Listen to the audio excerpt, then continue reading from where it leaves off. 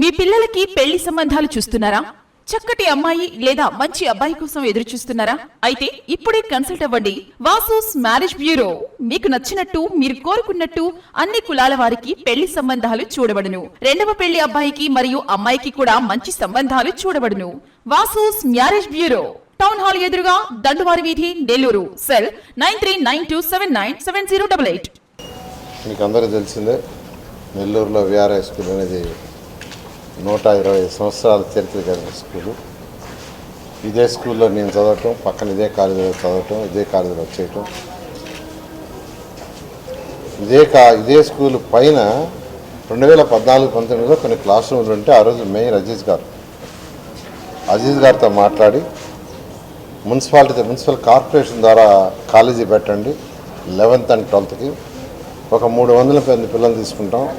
అందులో 150 ఈ యొక్క కార్పొరేషన్ నుంచి, ఒక 150 ఇతర జిల్లాలలో కూడా, మొత్తం 300 మందికి ఒక రెసిడెన్షియల్ పెడతాము. నారాయణ ఇన్స్టిట్యూషన్స్ స్టాఫ్ ఇస్తాను. వాళ్ళ దగ్గర మంచి ఎడ్యుకేషన్ ఇచ్చి ఐఐటి, ఎన్ఐటి, నీట్కి చేయిస్తామంటే వెంటనే మున్సిపల్ కార్పొరేషన్ తరఫున చక్కగా ఫుడ్ ఏర్పాటు చేశారు. టీచింగ్ స్టాఫ్ అదంతా నేనే ఇచ్చాను. నెలకు 6 లక్షలు ఖర్చు పెట్టాం టీచింగ్ స్టాఫ్. ఎంతోమంది విద్యార్థులు ఎన్ఐటీలు, ఐఐటీలు జాయిన్ అయ్యారు. కానీ గత ప్రభుత్వం హాస్టల్ ఎత్తేసింది, ఈ స్కూల్ క్లోజ్ చేసేసింది. నిజంగా నాకు ఎంతో బాధ. ఈరోజు ఈ ఉన్నత స్థితికి వచ్చే దాంట్లో ఈ యొక్క స్కూల్ యొక్క పాత్ర ఉంది.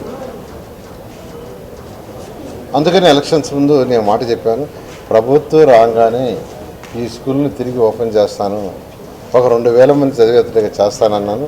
అన్న ప్రకారమే, మాట ప్రకారం ఈ స్కూల్ని రినోవేట్ చేయించాం. అది కూడా ఎన్సీసీ చాలా పెద్ద గ్రూప్, కన్స్ట్రక్షన్ గ్రూప్. వాళ్ళు, మా పిల్లలు, మా కూతుర్లు, అల్లుళ్ళు అందరూ కలిసి యాక్చువల్గా ఈ మొత్తాన్ని రినోవేట్ చేశారు. దీనికి పర్మిషన్ కూడా వచ్చింది. నెల్లూరు మున్సిపల్ కార్పొరేషన్ స్కూల్ ఇది, విఆర్సి మున్సిపల్ కార్పొరేషన్ స్కూల్. యాక్చువల్గా అటు గవర్నమెంటు, అటు మున్సిపల్ కార్పొరేషన్ రెండు కలిసి దీన్ని రన్ చేస్తాయి. పిల్లలకి మార్నింగ్ బ్రేక్ఫాస్ట్, మధ్యాహ్నం లంచ్, ఈవినింగ్ స్నాక్స్ ఉంటుంది. పిల్లలకు పుస్తకాలు ఫ్రీగా ఇస్తారు. యూనిఫామ్ కూడా 2 జతలు ప్రభుత్వం ఇస్తే, మా నారాయణ గ్రూప్ నుంచి 4 జతలు ప్రతి పిల్లలకు స్పాన్సర్ చేయమన్నారు. అది పిల్లలు స్పాన్సర్ చేస్తున్నారు. దగ్గరలో ఉండే పిల్లలు, హై స్కూల్ పిల్లలకి సైకిల్ ఇస్తాము, వాళ్ళకి వ్యాయామంగా ఉంటుంది సైకిల్ వస్తేనే. ఆ సైకిల్ కూడా నారాయణ గ్రూప్ యాక్చువల్గా మా పిల్లలకు చెప్పారు, వాళ్ళే ఫ్రీగా ఇస్తున్నారు.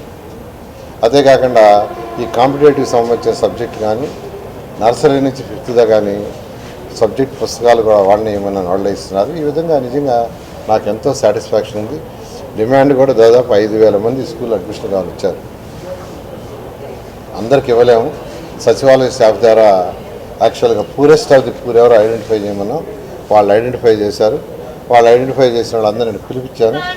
ఆ రోజు ఎవరైతే వచ్చారో స్పాట్ అడ్మిషన్ ఇచ్చేసాం. స్పాట్ అడ్మిషన్లో 1100 మందికి ఇవ్వడం జరిగింది. ఒక్కొక్క క్లాసుకు 2 సెక్షన్స్ అనుకున్నాం. అయితే అనుకోకుండా ఎక్కువ డిమాండ్ ఉంటే 6 నుంచి 9 దాకా ఆ 3 క్లాసులు పెడుతున్నాం. నర్సరీ PP1, PP2 2 క్లాసులు పెడుతున్నాం. 1వ తరగతి నుంచి 9వ తరగతి దాకా 3 క్లాసులు పెట్టాల్సి వచ్చింది. 2 అని అనుకున్నాం, కానీ 3 సెక్షన్స్, ఈచ్ క్లాసుకు 3 సెక్షన్స్. అవి కూడా యాక్చువల్గా ఎక్సెస్ అయిపోయినాయి.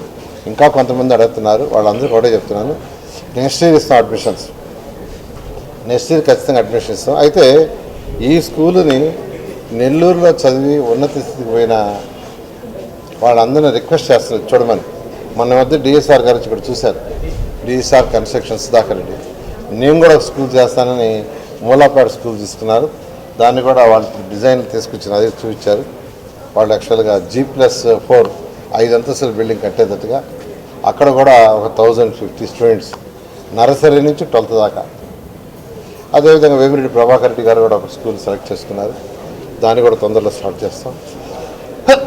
ఇట్లా అనేక మంది నెల్లూరులో పుట్టి పెరిగి ఉన్నత స్థితికి పోయిన అందరినీ P4 ప్రోగ్రాం అదే ముఖ్యమంత్రి గారు చెప్పింది ఏంటంటే, మన రాష్ట్రంలో బాగా డెవలప్ అయిన టాప్ 10% ఎవరైతే పేదలు, నిరుపేదలు 20% ఉన్నారో వాళ్ళని మ్యాప్ చేసుకుని వాళ్ళకి గైడ్ చేయటం, డబ్బులే కాదు వాళ్ళకి గైడ్ చేయటం, వాళ్ళ పిల్లలు ఎలా చదువుకోవాలి, ఏం చదువుకోవాలి, అలా చదువుకోవాలని ఏదైనా ఆర్థిక సహాయం చేయటం, లేదా ప్రభుత్వం నుంచి ఏదైనా సహాయ కార్యక్రమాలు ఉంటే అవి ఉచితంగా చేయటమే P4 ప్రోగ్రాం.